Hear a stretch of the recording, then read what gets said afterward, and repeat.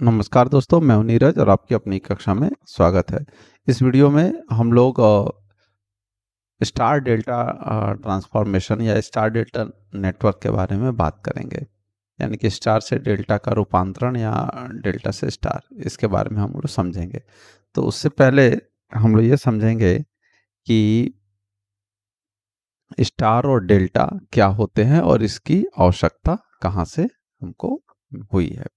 तो सबसे पहले आप देखिए, तो स्टार और डेल्टा, स्टार का मतलब क्या है कि इस तरीके का स्ट्रक्चर आपका बना हुआ अगर है तो उसको स्टार बोलते हैं, या उसी को टी भी बोलते हैं ना। जैसे टी हम लोग अंग्रेजी में इस तरीके से बनाते हैं ना, टी। बिल्कुल आप देखिए वैसे ही ये स्ट्रक्चर है, इसको टी भी बोलते हैं। अगर इसी को हम इस तरीके से बना दें तो उसी को हम क्या कहते हैं, स्टार। और डेल्टा, डेल्टा में का मतलब क्या है, ये स्ट्रक्चर है, इसको डेल्टा कहते हैं। और इस तरीके से हम लोगों ने ऑलरेडी पाई पढ़ा हुआ है। तो ये देखिए, तो ये क्या है आपका पाई नेटवर्क है, और ये क्या है आपका डेल्टा नेटवर्क। एग्जैक्ट यही है, ए बी सी, बस बनाने का तरीका जो है वो अलग अलग है। अब आपके दिमाग में आएगा कि इसकी क्या आवश्यकता है।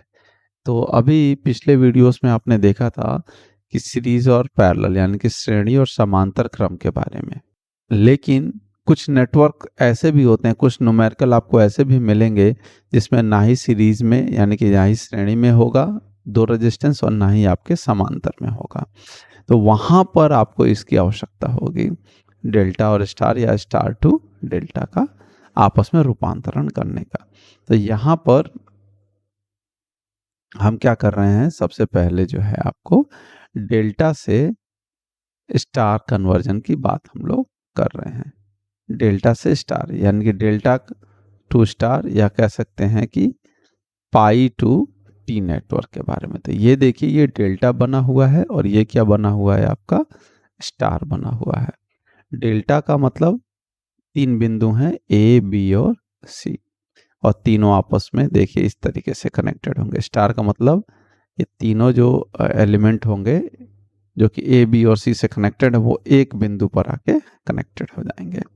तो ये बना है। अब आपको क्या करना होगा कि भाई तीन ये अलग अलग रेजिस्टेंस भी हो सकते हैं, इम्पीडेंस भी हो सकते हैं। तो ये रेजिस्टेंस आप मान के चलें कि रेजिस्टेंस है, तो रेजिस्टेंस है तो इनकी वैल्यू लिखनी होगी। तो लिखना है तो यहाँ पे देखिए ए और बी के बीच में कनेक्टेड है, तो ये जेड ए, इम्पीडेंस को नॉर्मली जेड से रिप्रेजेंट किया जाता है। तो ये लिखा है जेड ए और बी के बीच में तो जेड ए बी, बी और सी के बीच में है तो जेड बी सी, और सी और ए के बीच में है तो जेड सी ए। वैसे ही अगर स्टार की बात करें तो ए से कनेक्टेड है तो जेड ए, बी से कनेक्टेड है तो जेड बी, और सी से कनेक्टेड है तो जेड सी। और ये भी ध्यान रखना है कि ये पॉइंट ए है तो यहाँ पर ये ए है, ये बी है तो ये बी है, और ये सी है तो यहाँ पे सी है। तो इस तरीके से हम लोगों ने बना लिया। अब हमें क्या करना होगा, इस डेल्टा कनेक्शन में कोई भी दो पेयर ले लें।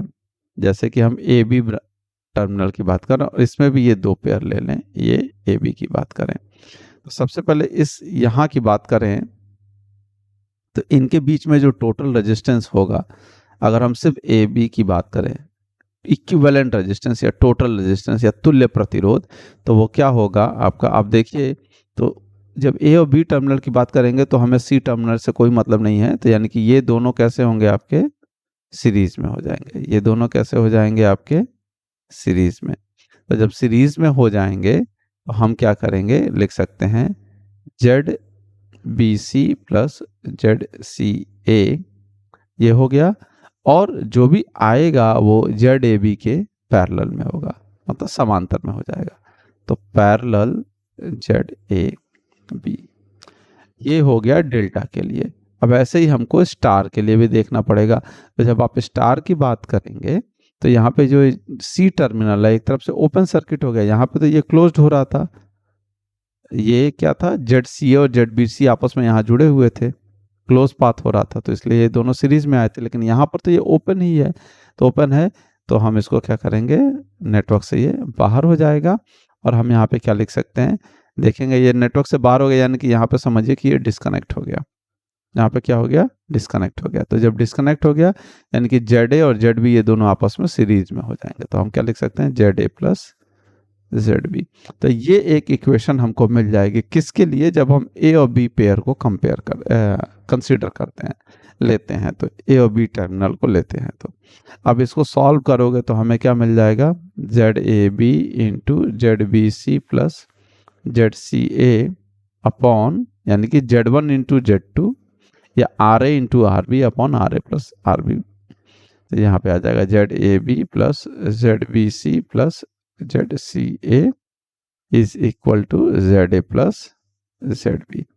तो आप इस तरीके से ए बी टर्मिनल का कैलकुलेट कर सकते हैं। ऐसे ही हमको बी सी के लिए करना है, वैसे ही हमको सी और ए के लिए भी करना है, इंडिविजुअली 1 by 1। तो देखिए यहाँ पर भी उन्होंने यही करके आपको दिखाया है, ए बी के लिए ये वही इक्वेशन जो हम लोगों ने ऊपर कैलकुलेट की थी। इसी प्रकार हम बाकी के दोनों के बीच का, यानी कि ये बी सी टर्मिनल को जब कंसीडर करेंगे तो ये एक्सप्रेशन हमको मिल जाएगा, और सी ए को करेंगे तो ये एक्सप्रेशन मिल जाएगा। तो देखिए बी सी कर रहे हैं तो Z B C into Z A B plus Z C A upon Z A B plus Z B C plus Z C A की वैल्यू हमको इस तरीके से तीनों अलग अलग एक्सप्रेशन जो है वो मिल जाते हैं, इक्वेशन 1, इक्वेशन 2 और इक्वेशन 3। अब हम क्या करेंगे कि आसान करने के लिए यहाँ पर जो एक्सप्रेशन किया गया है उसको भी आप कर सकते हैं। हम इसको और आसान करने के लिए क्या कर सकते हैं, इन तीनों जो हमारे इक्वेशन है, इक्वेशन 1, 2 और 3, यानी कि equation 1 plus equation 2 plus equation 3, इन तीनों को आपस में जोड़ दे रहे हैं। तो जब इन तीनों को आपस में जोड़ेंगे तो आप देखिए क्या मिलेगा हमको। यहाँ पे जेड ए है एक बार, यहाँ पर दूसरी बार यहाँ पे है जेड ए, तो आप देखेंगे जेड ए और यहाँ पर एक बार है जेड ए, तो ये आ जाएगा आपका 2 टाइम्स जेड ए प्लस ऐसे ही 2 times Z B plus 2 times Z C is equal to, और यहाँ पर भी आप जब करेंगे इधर तो जेड ए, इसको अगर हम थोड़ा सा यहीं पे ओपन कर लें तो क्या मिल जाएगा, Z A B into Z C A plus Z A B into Z B C upon में ये वैल्यू रहेगी Z A B plus Z B C plus Z C A. वैसे ही इसको ओपन करें तो हमें क्या मिल जाएगा, Z B C into Z A B plus Z B C into Z C A upon Z A B plus Z B C plus Z C A, और यहाँ पे करेंगे तो आएगा Z C A into Z B C plus Z C A into Z A B upon Z A B plus Z B C plus Z C A. तो इस तरीके से मिला हुआ है।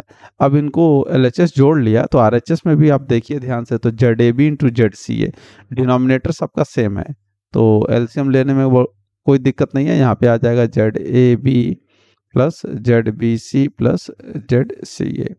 अब यहाँ पे देखिए Z A B into Z C A कहीं और है, Z A B into Z C A, Z A B into Z C A, Z A B into Z C A यहाँ पर देखिए दिया हुआ, तो मैं कट करता जा रहा हूँ।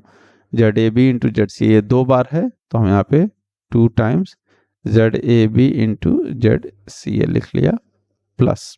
अब देखिए Z A B into Z B C एक यहाँ है और ये भी है Z A B into Z B C, तो इसको भी मैं कट कर दे रहा हूँ जिससे कि थोड़ा बचा हुआ कौन है वो पता चलता रहे। तो 2 टाइम्स कितना हो गया, Z A B into Z B C plus, अब बचता है Z B C into Z C A, ये भी है Z B C into Z C A, तो ये भी हो जाएगा 2 times Z B C into Z C A. तो इस तरीके से 2 से 2 क्या हो जाएंगे आपके, कैंसिल आउट हो जाएंगे, सब में कॉमन है तो मैं यहाँ पे 2 को क्या कर दे रहा हूँ, इरेज कर देता हूँ। तो इस तरीके से हमको ये एक्सप्रेशन मिल जाएगा जब हम क्या करेंगे, सभी एक्सप्रेशंस को आपस में जोड़ेंगे, जो कि यहाँ पे फर्स्ट, सेकंड और थर्ड है। तो ये हमें मिल गया। अब यहाँ पर देखिए सारा कंसेप्ट अब खत्म हो चुका है, अब हमको जोड़ना घटाना मेनली करना है। अब आप यहाँ ध्यान से अगर देखें तो ये जो 3 इक्वेशन है इसमें 2-2 के पेयर जुड़े हुए हैं, Z A plus Z B plus Z C plus Z A, और यहाँ पे इन तीनों का है। तो अब मान लीजिए आपको जेड ए निकालना है, तो जेड ए की वैल्यू अगर निकालनी है तो हमें ये वाला हटाना पड़ेगा, यानी कि Z B minus Z C करना पड़ेगा। तो अब हम क्या करेंगे, Z B minus Z C देखिए कहाँ पर है, इक्वेशन नंबर सेकंड में है। तो हम क्या करेंगे, अब इक्वेशन ये मान लेते हैं हमारा इक्वेशन नंबर 4 है, तो इक्वेशन 4 में से इक्वेशन 2 को घटा देंगे तो हमें क्या मिल जाएगा, ZA मिल जाएगा। तो वही अब जब सब्ट्रैक्ट करोगे तो आपको ZA की वैल्यू ये मिल जाएगी। ऐसे ही आपको ZB चाहिए तो ZA और ZC घटाना पड़ेगा। तो ZA प्लस ZC कहाँ पर है, आपका इक्वेशन 3 में है। यानी कि जब इक्वेशन,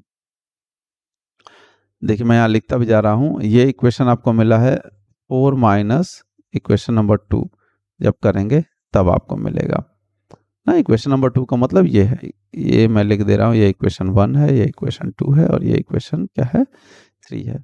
और ZB की वैल्यू आपको मिलेगी इक्वेशन 4 माइनस 3 करने से। तो ये आ गया इक्वेशन 4 माइनस इक्वेशन 3, ये आपको मिल जाएगी। और ये इक्वेशन 4 माइनस इक्वेशन 1 ZC निकालना तो ZA प्लस ZB घटाना पड़ेगा। ZA प्लस ZB कहाँ पर है, LHS में, इक्वेशन 1 में। तो इस तरीके से जब आप सब्ट्रैक्ट करेंगे तो आपको ये तीनों वैल्यू बड़े आराम से मिल जाएगी। और इसको याद करना भी बहुत आसान है, इसमें कोई कठिन काम नहीं है। मैं आपको ट्रिक बता रहा हूँ, वो आप याद रखेंगे तो बड़ा आसान हो जाएगा। तो देखिए मैं यहाँ पे एक बार डायग्राम बना लेता हूँ। देखिए रेजिस्टेंस का टर्म में बस रिप्रेजेंट कर दिया, ए और बी के बीच में कितना ZAB, बी और सी के बीच में ZBC और CA के बीच में ZCA, ये डेल्टा में है। अब आप इसको जब स्टार में कन्वर्ट करोगे तो ऐसा बन के आएगा, यही बन के आएगा। और यही वैल्यू हम लोगों को कैलकुलेट करने के लिए क्वेश्चन में कहा जाएगा। और ये वैल्यू कितनी हम लोगों ने लिखी है, ZA, ये है ZB और ये क्या है आपका ZC। तो अगर आप यहाँ पे ध्यान से देखेंगे इनमें तो आपको क्या दिखेगा कि डिनोमिनेटर नीचे वाला जो टर्म है यानी कि वो सब में क्या है, एक ही है। तो उसको याद रखना बड़ा आसान है, ZAB plus ZBC plus ZCA आपने कर लिया। फिर न्यूमरेटर आपको बस ऊपर वाला जो है याद रखने की जरूरत, सब में वही अलग अलग है। तो उसके लिए आप क्या करिए कि ये डायग्राम बना लीजिए, और डायग्राम बना के ये चाहिए तो इनके अगल बगल वाले को मल्टीप्लाई कर लीजिए। इनके अगल बगल को जब मल्टीप्लाई करेंगे तो देखिए क्या आएगा, ZAB इंटू ZCA। देखिए यहाँ पर भी वही है, ZAB इंटू ZCA, ऑटोमेटिक है। अब यही कंसेप्ट डिवाइडेड बाई तो सब में कॉमन रहेगा, तो उसमें कोई चेंज नहीं करना है। फिर उसके बाद जब हम इसकी बात करेंगे, ZB चाहिए तो इसके अगल बगल में कौन है, ZAB और ZBC। तो देखिए ZB में ZAB इंटू ZBC है। ऐसे ही हमको ZC चाहिए तो ZBC इंटू ZCA इसके अगल बगल में है। तो इस तरीके से आपको एग्जैक्ट याद रखने की ज़रूरत नहीं है, आप बड़े आराम से अप्लाई कर सकते हैं। तो आशा करते हैं कि आपको जो है समझ में आया होगा। इससे रिलेटेड न्यूमेरिकल हम लोग जो है अगले वीडियो में करेंगे। अगर ये वीडियो आपको पसंद आई है तो अपने दोस्तों के साथ शेयर करें, और अगर चैनल पे नए हैं तो चैनल को सब्सक्राइब कर लें। धन्यवाद।